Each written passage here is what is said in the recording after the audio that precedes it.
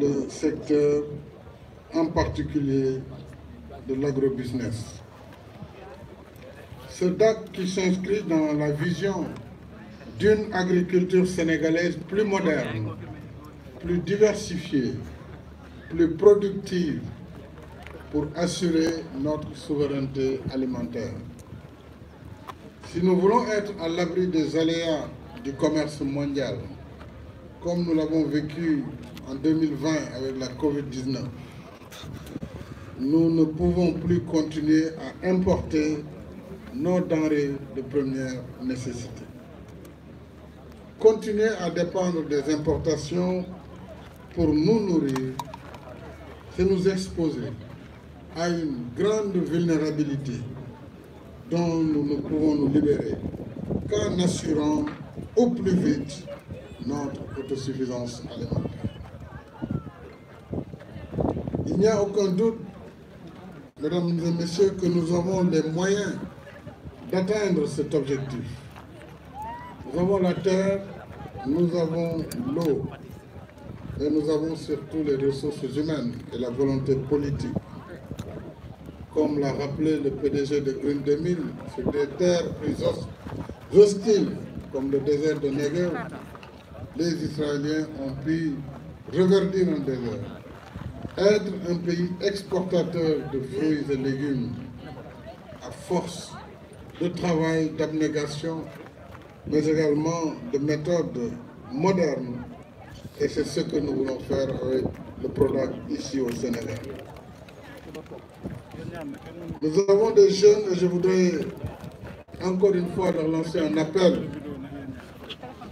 pour qu'ils adhèrent à cette nouvelle politique agricole qui leur donnera les moyens de leur succès. Ils seront formés et soutenus.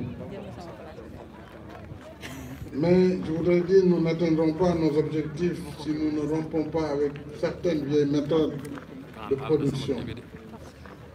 Et toute la particularité du programme de domaine agricole communautaire, le PRODAC, c'est une déclinaison, comme vous le savez, du plan Sénégal émergent pour un investissement massif dans l'agriculture, la modernisation des outils et méthodes de production, la maîtrise de l'eau et le développement des chaînes de valeur par la transformation locale des produits. Avec ceux de CFA, de Keur Sambakan et Sangalkam, dans les régions de Sédhiou, de Diourbel et Dakar, le DAC de Keur Momar Sarr, ici à Louga, fait partie des 4 premiers sites opérationnels sur les 11 prévus pour la phase pilote.